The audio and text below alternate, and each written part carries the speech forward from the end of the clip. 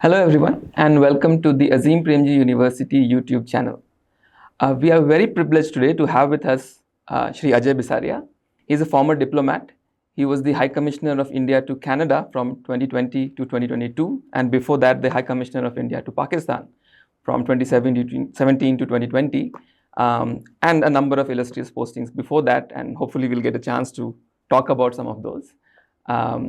He's currently a corporate strategic advisor and a distinguished fellow at the Observer Research Foundation. Welcome, sir. Thank you, Anand. Thank you for having me, and great to be here at the Azim Premji University. My pleasure, sir.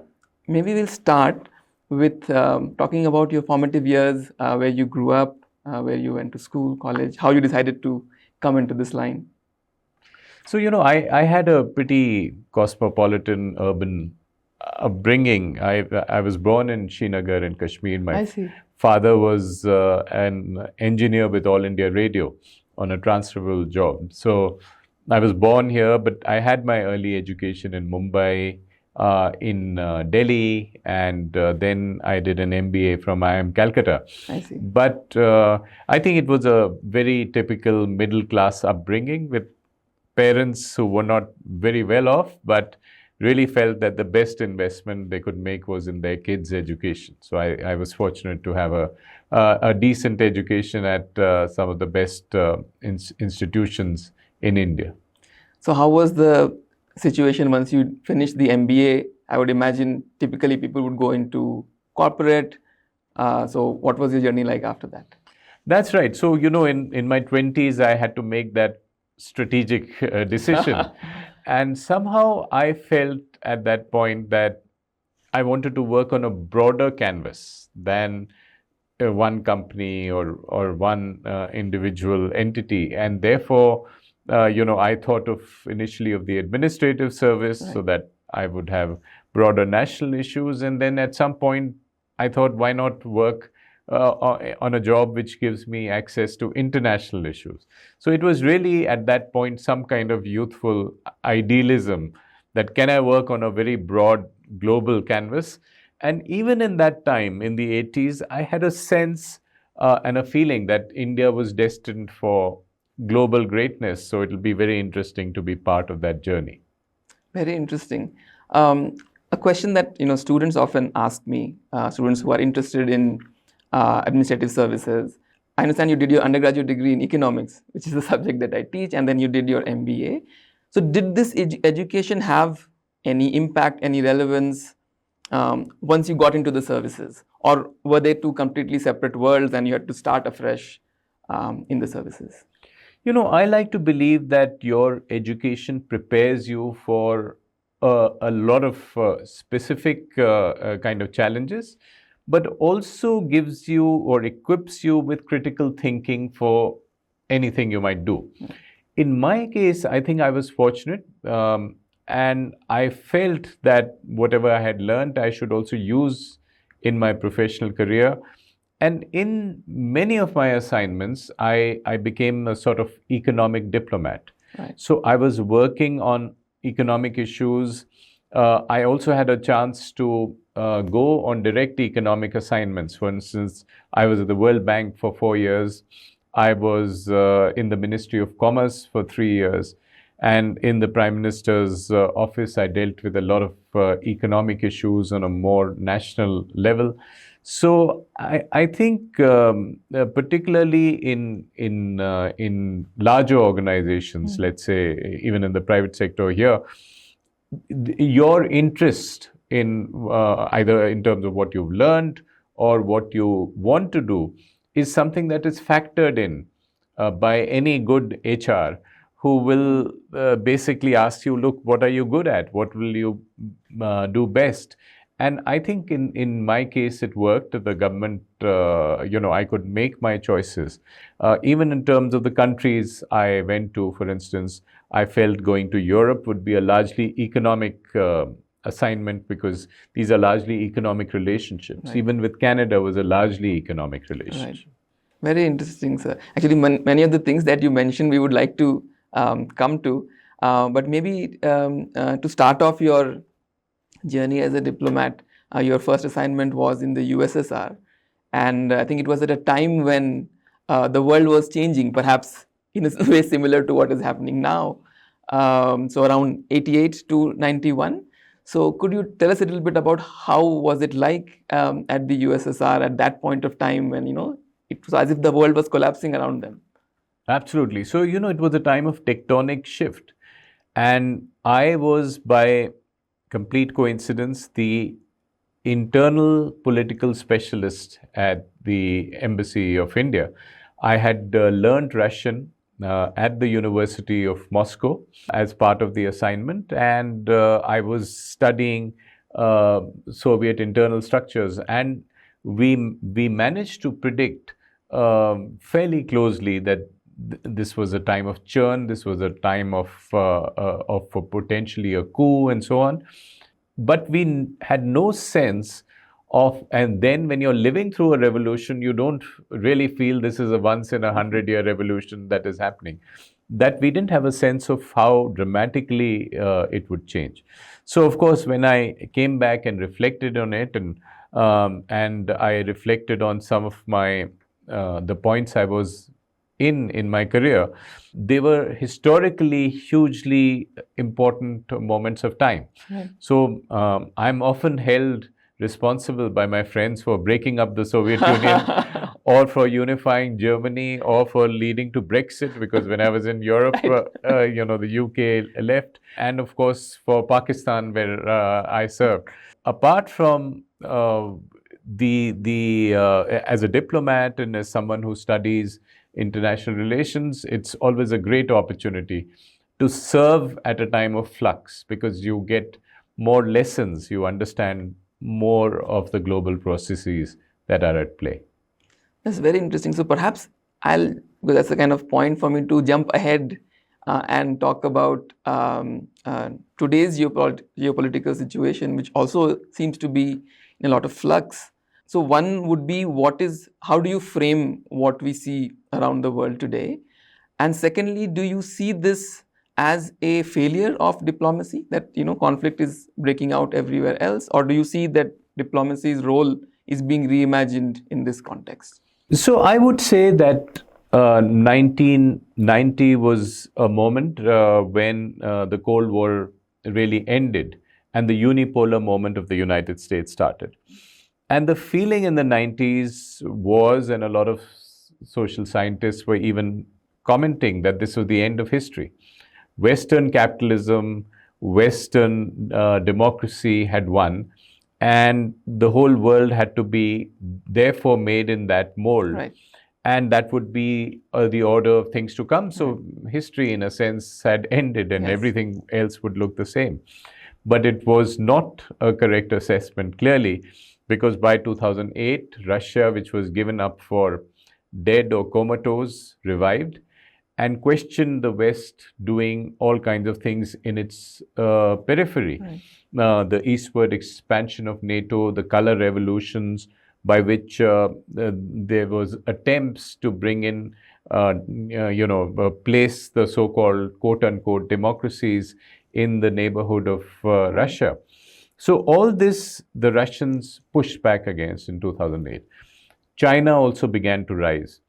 And we had an economic meltdown in the world, the financial crisis, which told us that capitalism maybe isn't as Right. good as the brochure said, that Right. it would perennially bring you good times. So I think with that, the unipolar moment ended and the multipolar world began. So what we are living through now is a multipolar world, but a world between orders. We don't know where we are headed. We don't have a global governance system that parallels what we had for the first 45 years. But we know that we are headed to a situation there will be multiple poles. And what we had all those years was a US-led kind of liberal hegemony, as it's called. Right. With the UN-defined rules of order-based world, but with the US leading it, and a US hegemony giving US the sort of impunity to do various things.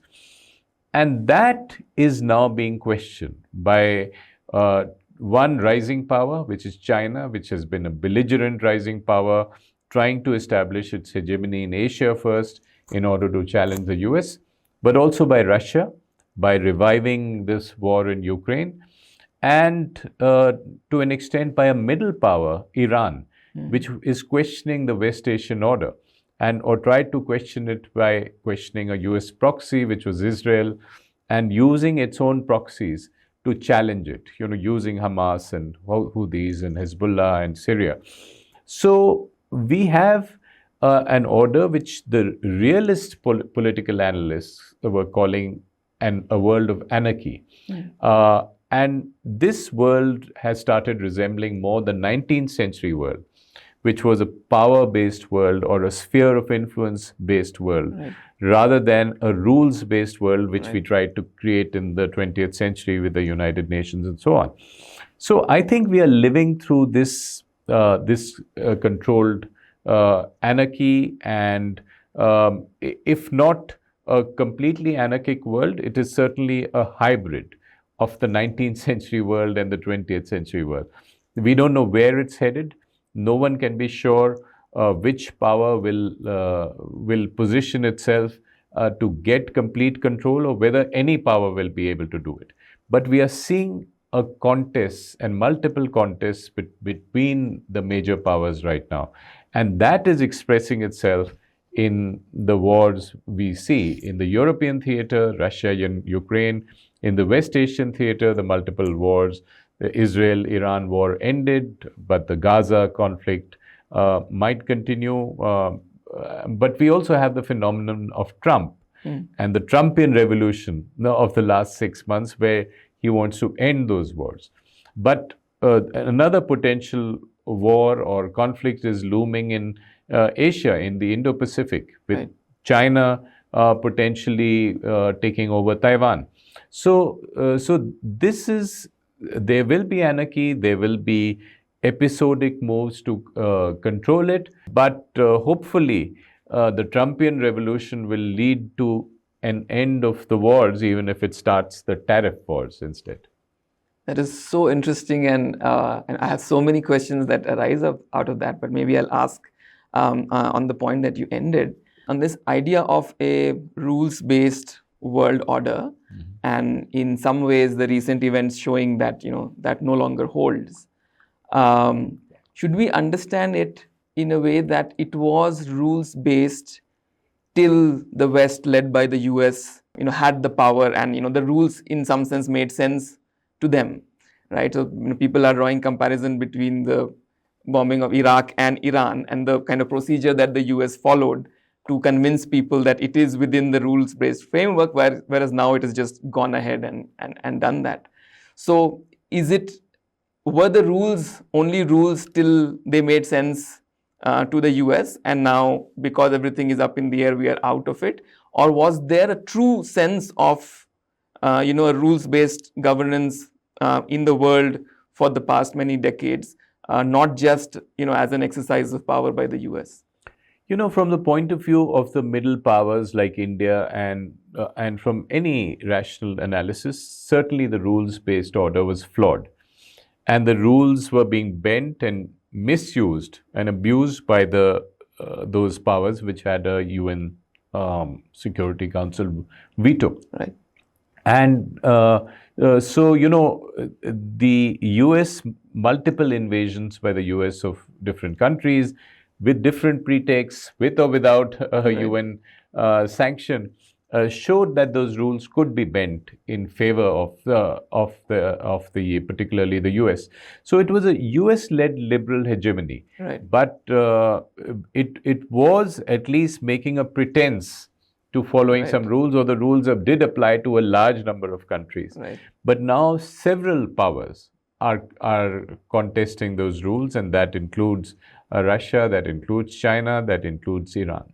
So because shared interest in economics, I guess, one way to perhaps look at these turn of events is to think of economic might as a driving force, and the rise of the US and the falling away of USSR, and then the rise of China.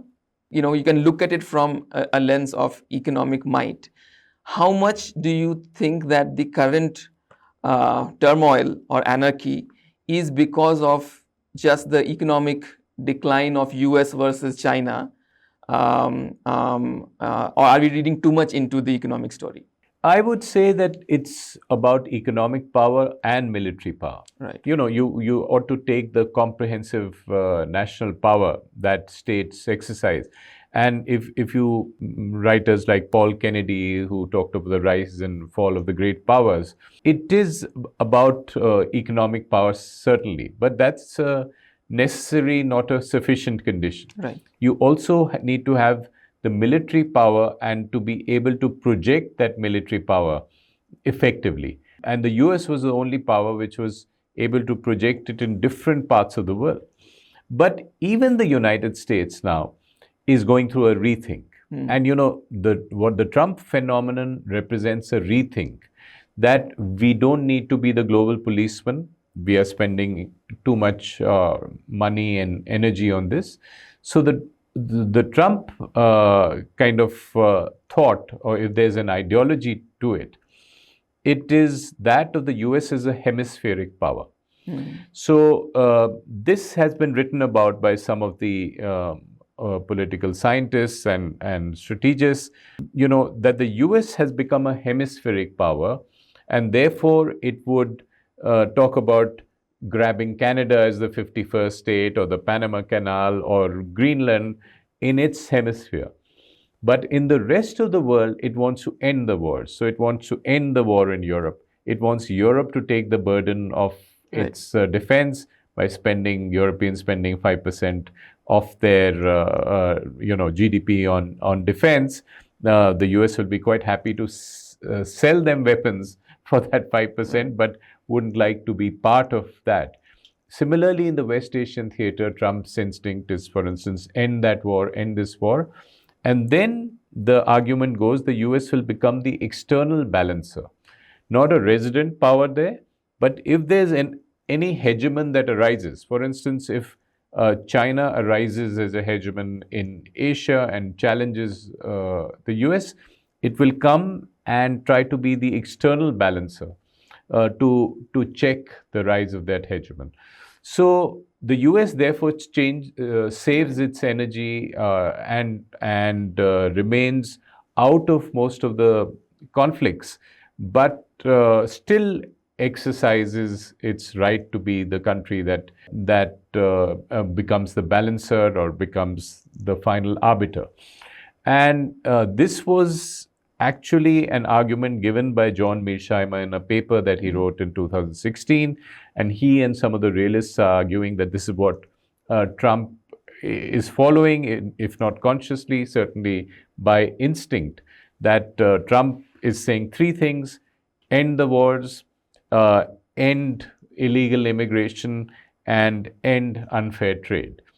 So that is what the Trump revolution is about. Yeah, so one of the things that I found very interesting with the Trump revolution, and we have the luxury of calling it interesting from here, is that the use of economic policy and economic tools in a very strategic manner. So the tariffs he linked them to immigration. If you stop immigration, then I will lower the tariff, and so on. So that kind of makes one think that if you have economic might, you can use that as a tool of strategy in other domains as well. So that leads one to think, and then perhaps worry, being where we are, that the rise of China as an economic power, does that lend itself for China to certain kinds of use of that power to push its strategic interests, in the region here, where we should be worried about it? Absolutely. I think that is the worry. The US is willing to weaponize its economic power for attaining what it feels are its other goals of stopping unfair immigration into its territory, or what it sees as unfair trade. Because it is a sort of voodoo economics, that when you say that all trade should be balanced, that is not why trade happens in the first place. Exactly.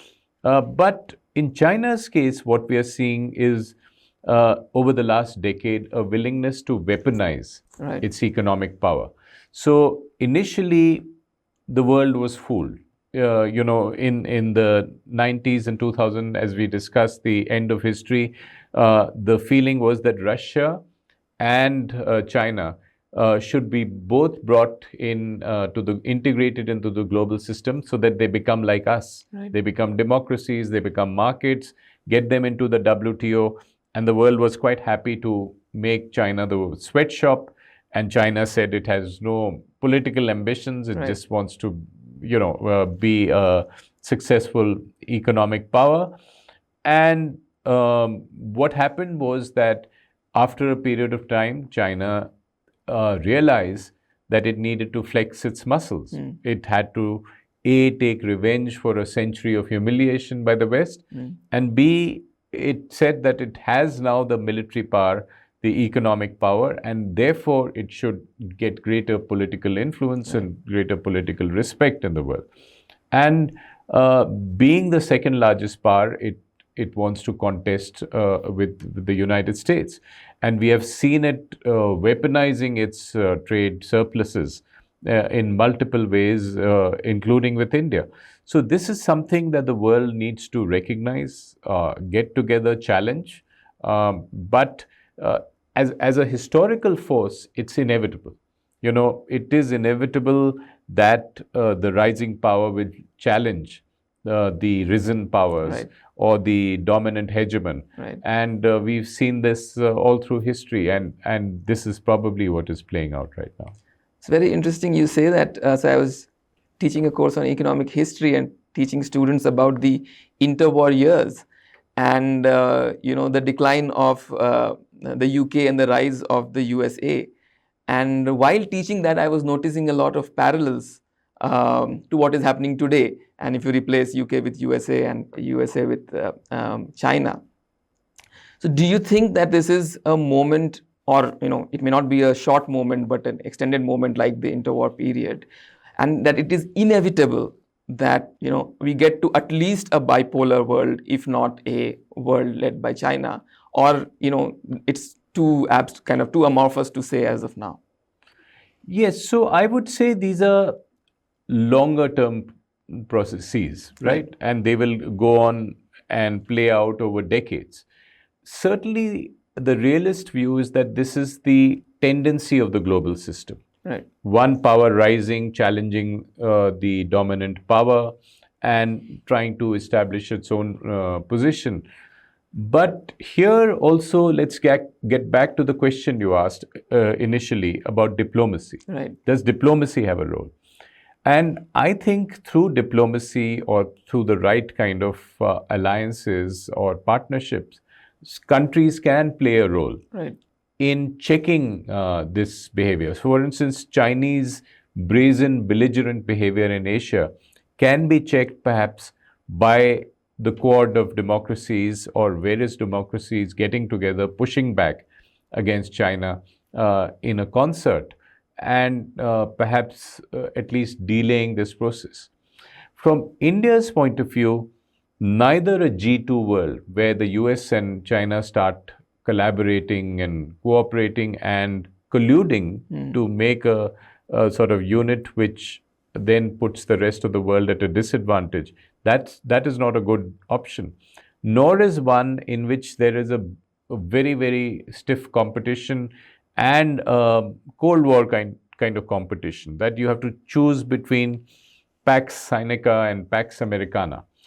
What India would like, or middle rising power like India, which has a goal in 25 years of becoming a major economy, a developed economy, and a major power, is that the world should be genuinely multipolar, Right. where power is genuinely divided.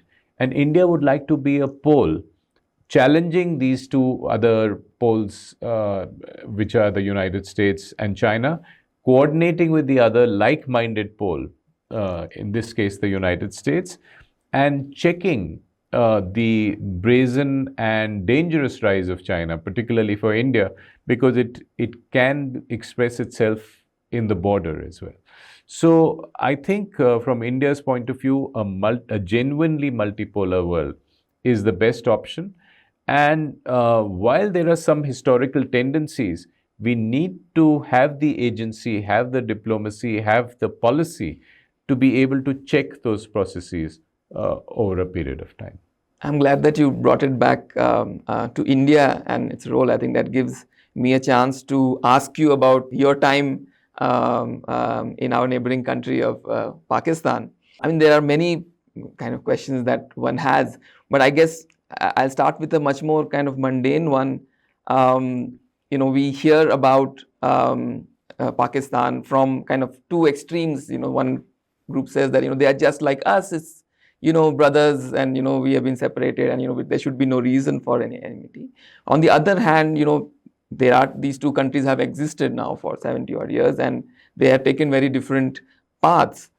So in your time there, what did you feel were kind of similarities that Pakistan has to us as a country, as a society, and what were the stark differences? Pakistan is a huge paradox. It's a completely abnormal country. So one thing when you start analyzing Pakistan is don't judge by normal neighborly standards, because Pakistan tends to be a very abnormal country. And it is abnormal because it was born in a great deal of confusion as the other of India. Right. And somewhere along the line, it was a country where the governance was captured by a feudal military elite, Right. which till today, owns Pakistan. The army and feudal elites own Pakistan. So the structural problem in the relationship is that Pakistan's army finds it convenient to have a permanent state of hostility against India, and to be seen to be defending not just the physical border and against India, but also the ideological border.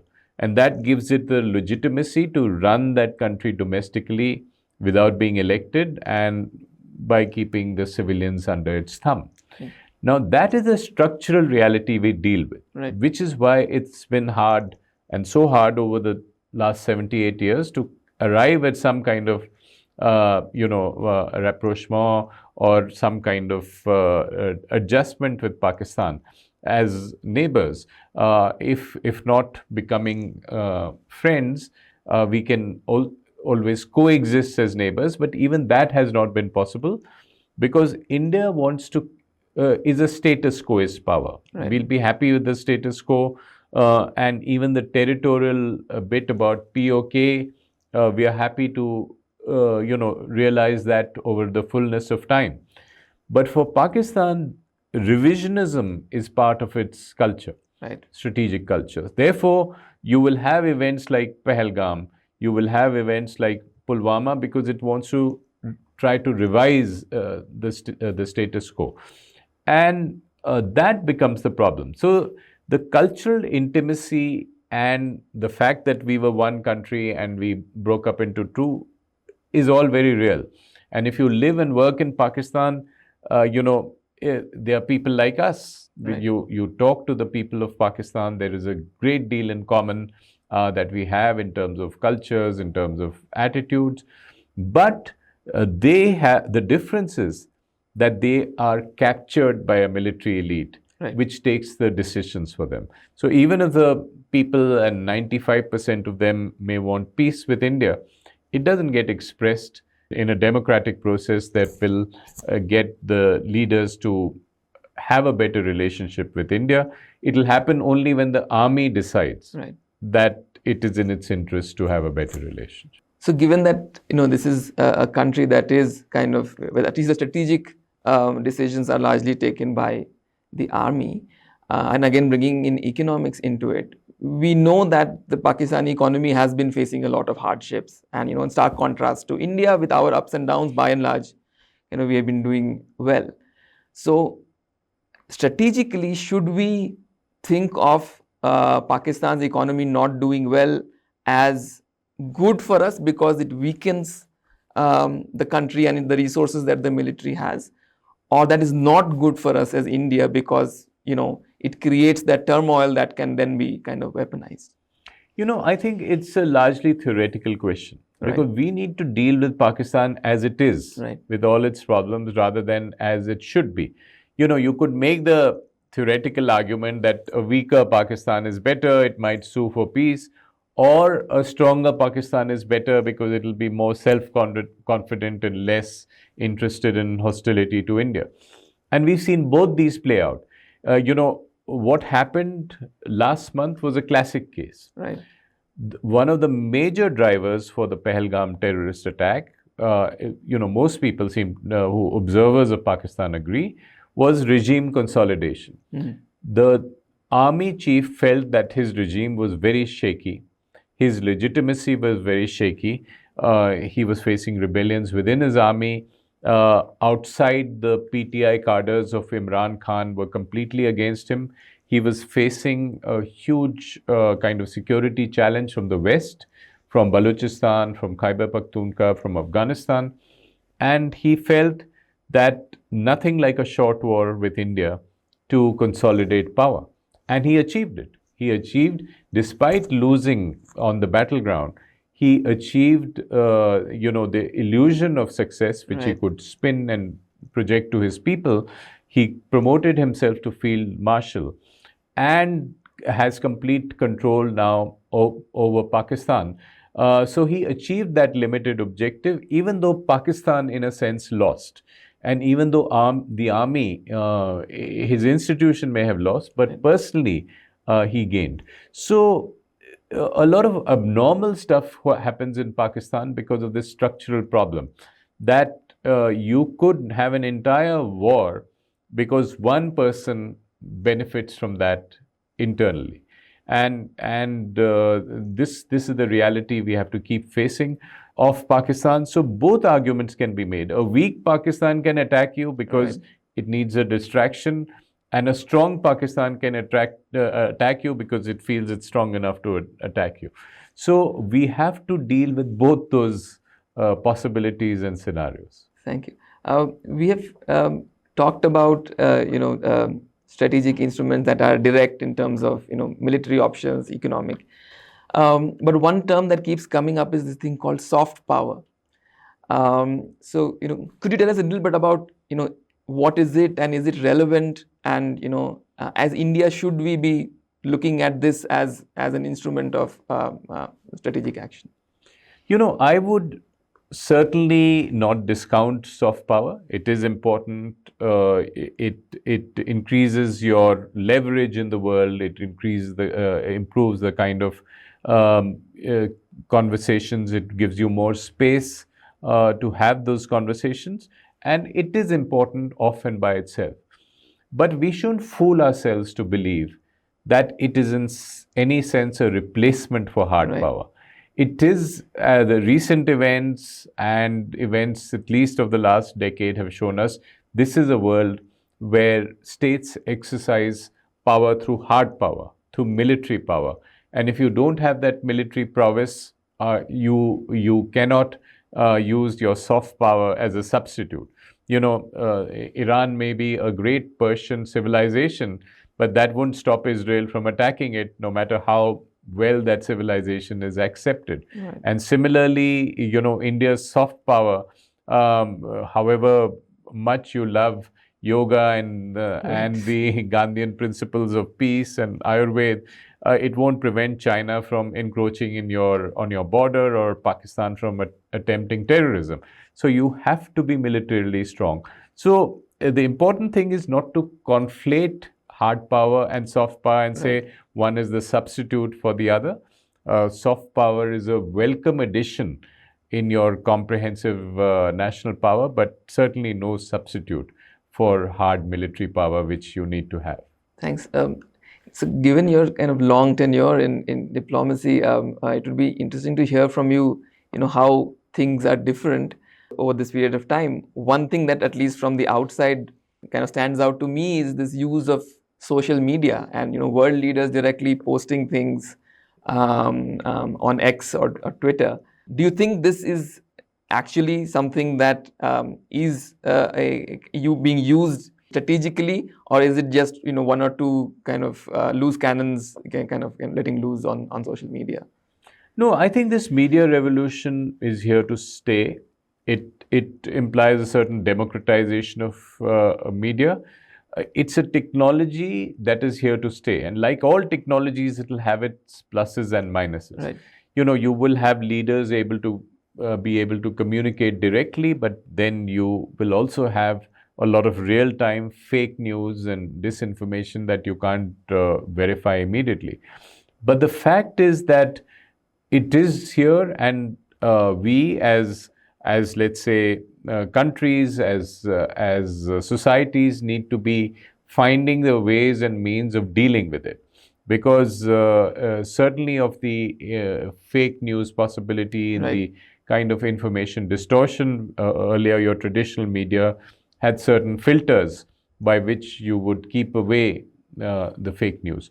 But the other issue that is important in the context of what we've been talking about is strategic communication.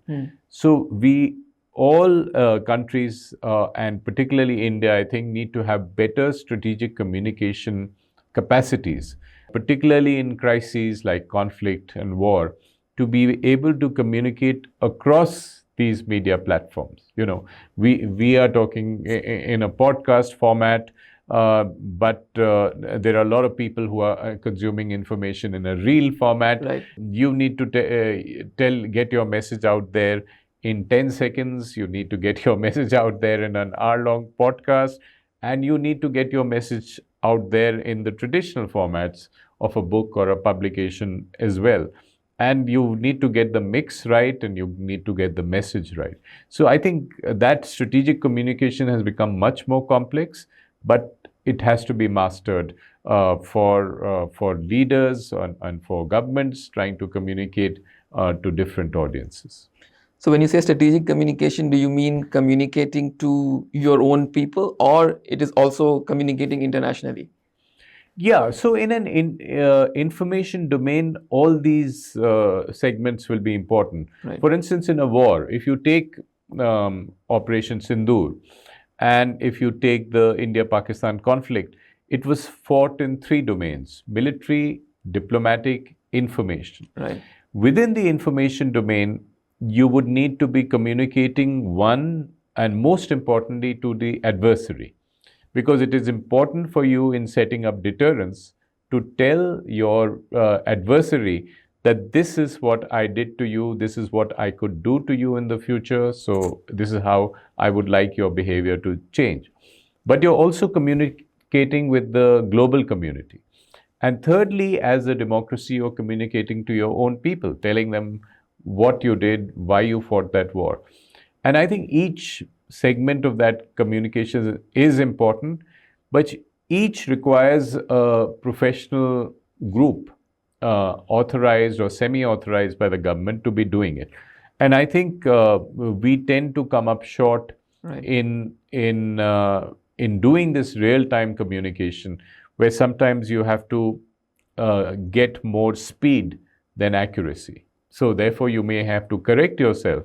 But it is important in times of crisis to do this kind of strategic communication. Thanks, sir. As we come towards the end of this interview, a lot of our audience are students, some of whom are thinking about what they want to do. Some of them may be interested in diplomacy as a career.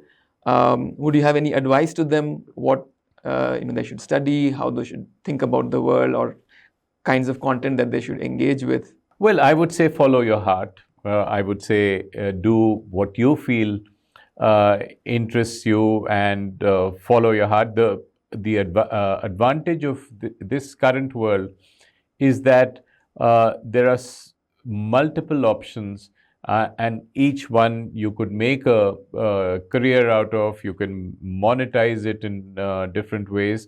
So I think this information revolution equips you as a young person today to be able to make that evaluation and use that gut instinct to be able to choose something. And I suspect anything that a young person today will choose will have a lot of digital content, Right. will have to be dependent on AI.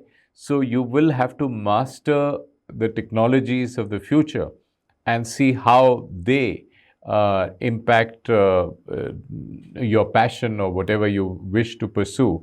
But all of us are going to be hit, particularly the younger people today, by this digital next gen AI, fifth generation, whatever generation revolution that they are seeing. And if you're planning a career today, it should be thinking about how that domain will change in the next 10 years. All right, sir. Thank you very much for joining us. It has been a real pleasure talking to you. Thank you. Really enjoyed it. Thank you all of us for joining us too.